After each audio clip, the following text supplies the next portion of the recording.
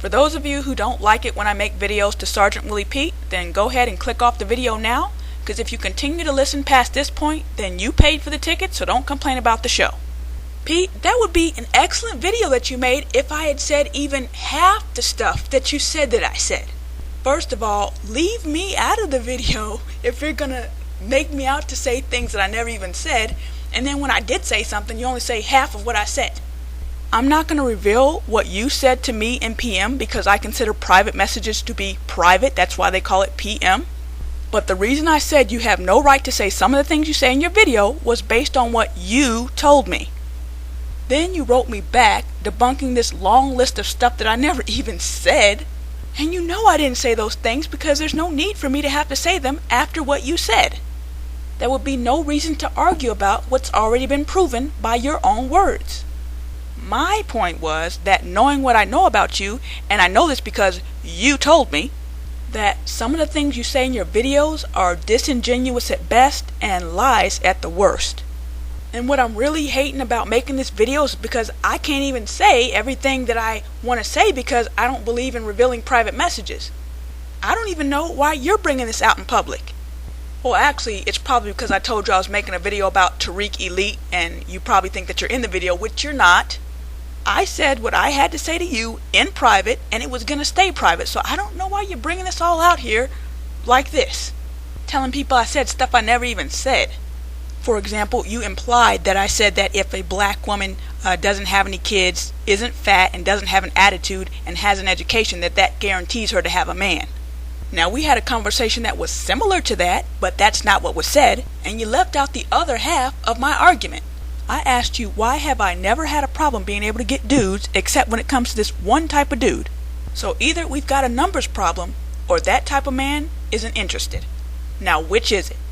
And I've been a bit peeved over the last few months, especially since all these stories have been coming out about how black women are having trouble finding mates, that now whenever any black woman, regardless of her situation, complains about being single, black men want to automatically run down this list of reasons why.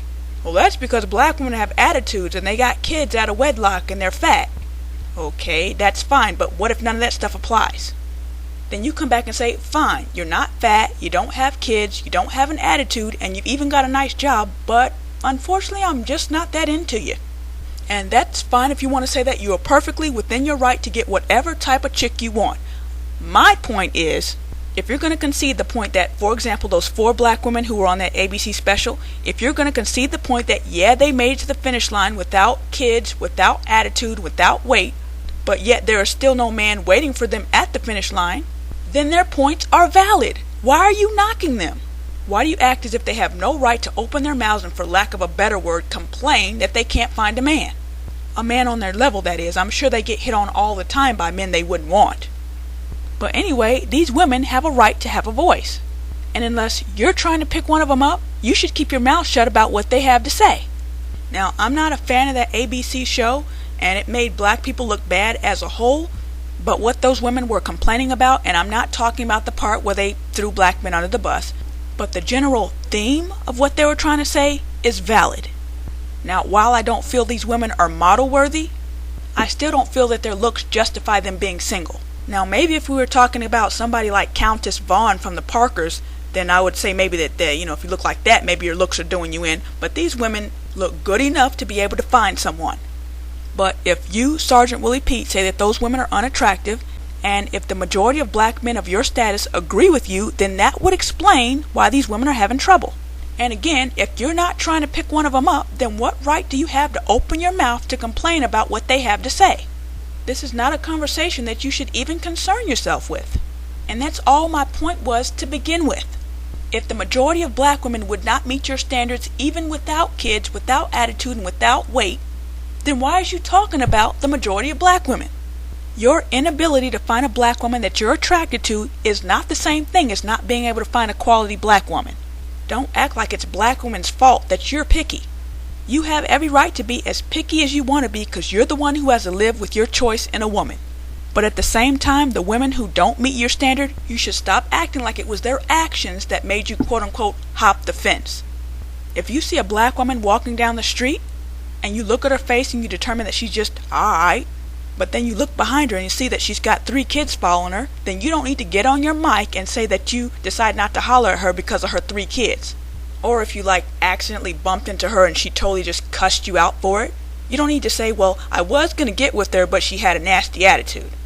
You see, that's not the truth. So if the majority of black women don't meet your look standard, which you have said openly in public, if that's the truth, then go get what you want and stop making these damn videos. That there was my point, not all this other crap you tried to put in my mouth.